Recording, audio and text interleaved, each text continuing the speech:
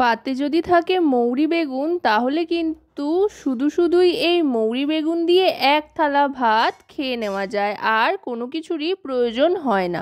বেগুনের সবচাইতে মজাদার এই রেসিপি মৌরি বেগুন বানানোর জন্য বেগুন তো অবশ্যই লাগবে। এখানে আমি দুটো মাঝারি সাইজের বা ছোট সাইজের বেগুন নিয়ে লম্বা করে কেটে নিয়েছি, আর একই রকমভাবে আলু কেটে নিয়েছি, সাথে নিয়ে নিয়েছি পেঁয়াজ, রসুন আর মৌরি। এবার দিয়ে দিচ্ছি সর্ষের তেল কড়াইতে।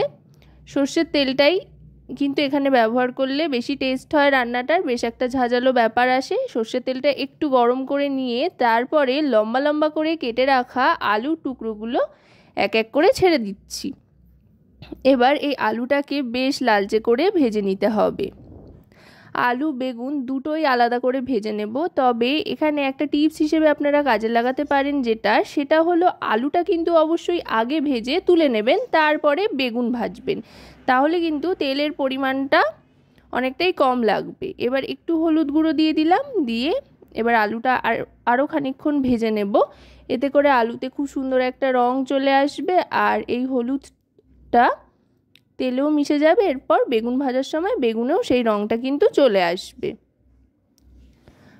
আলুটা মোটামুটি লালচে একটা রং কিন্তু আসতে আরম্ভ করেছে।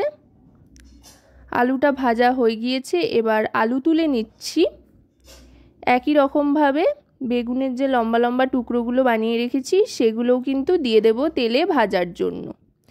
দেখুন, বেগুন ভাজলে কিন্তু সম্পূর্ণ তেলটাই বেগুনে চলে যাবে, যেহেতু সেই জন্য বেগুনটা কিন্তু সবসময় পরে ভাজবেন এই রেসিপিটার ক্ষেত্রে। শুধু এই রেসিপিটা কেন, যে কোনো বেগুনের রেসিপিতে বেগুনের সাথে অন্য কোনো সবজি থাকলে অন্য সবজিগুলো আগে ভেজে নিয়ে তারপরে বেগুনটা ভাজবেন, তাহলে দেখবেন কম তেলেই কিন্তু হয়ে যাচ্ছে। তা না হলে বেগুন আগে দিলেই কিন্তু অনেকটা তেল টেনে নেয় বেগুনে। এবার বেগুনটাকে ভালো করে ভেজে নেব। বেগুনটার মধ্যেও দেখুন খুব সুন্দর একটা রং আসতে শুরু করেছে, যেহেতু তেলের মধ্যে হলুদ ছিল। এবার বেগুনটাও দেখুন ভালো করে ভাজা হয়ে গিয়েছে। এবার বেগুনটা তুলে নিচ্ছি আস্তে আস্তে। বেগুনগুলো তুলে নিচ্ছি। তুলে নেওয়ার পর কিন্তু এবার কড়াইতে আরও খানিকটা তেল অ্যাড করতে হবে। তেল কিন্তু এখন একেবারেই বেগুনের সাথে পুরোটাই চলে গিয়েছে। এবার দিয়ে দিলাম আরও খানিকটা সর্ষের তেল। এবার এই সর্ষের তেলটা গরম করে নেব। এখন আর বেশি সর্ষের তেলের প্রয়োজন নেই, ভাজাভুজির কাজ যেহেতু হয়ে গিয়েছে। সর্ষের তেলটা গরম করে এখানে দিয়ে দিলাম রসুন কিমা। রসুন কিমাটা দিয়ে ভালো করে ভেজে নিচ্ছি, আর ফোড়ন হিসেবে দিয়ে দিয়েছি 5 ফোড়ন। এবার দিয়ে দিচ্ছি মিহি করে কুচিয়ে রাখা পেঁয়াজ কুচি। রসুনটা কিন্তু একেবারে লালচে করে ভাজবার কোনো প্রয়োজন নেই।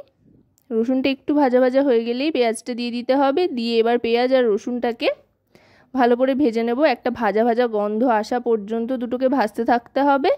এবার এতে দিয়ে দিচ্ছি হলুদ গুঁড়ো 1 টিস্পুন পরিমাণে।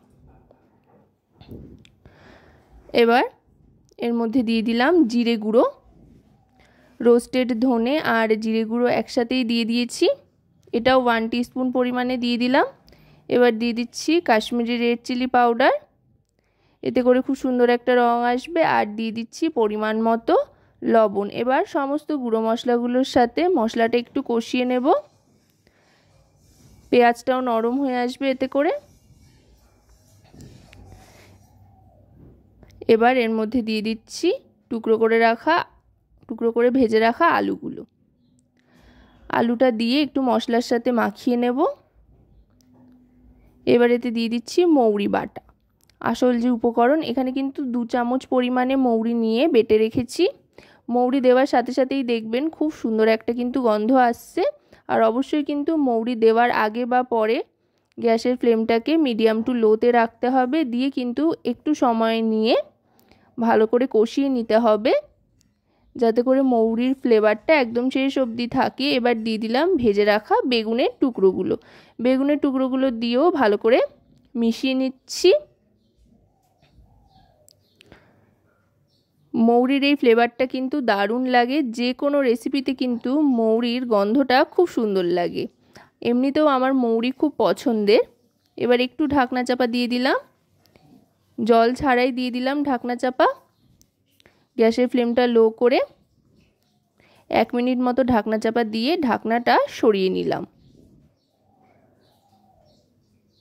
এবার ভালো করে মিশিয়ে নিচ্ছি, আরেকবার মিশিয়ে নিয়ে দিয়ে দেব সর্ষে বাটা।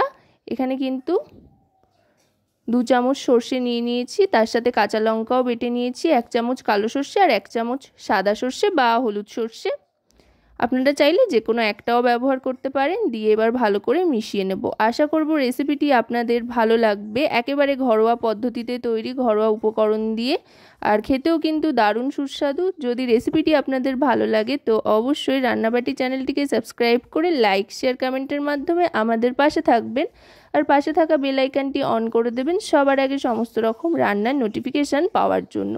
আর যদি রেসিপিটি আপনারা আমাদের ফেসবুক পেজ থেকে দেখেন তো অবশ্যই রান্নাবাটি ফেসবুক পেজটিকে ফলো করার অনুরোধ রইল।